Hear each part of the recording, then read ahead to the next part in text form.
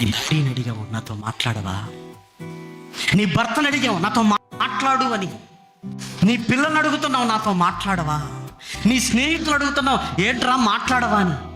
నీ కన్న తండ్రిని అడిగావా, నాతో మాట్లాడు అని.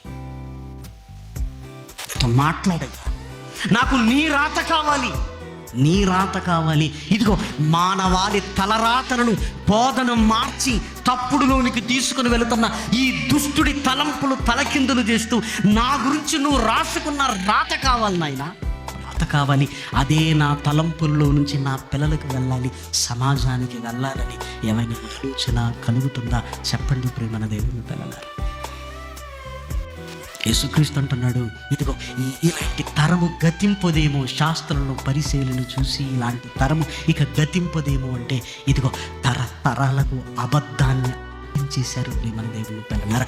చివరికి ఆ అవిధేయత ఎంతవరకు వెళ్ళిందంటే యేసుక్రీస్తును చంపేంతవరకు కూడా వెళ్ళింది.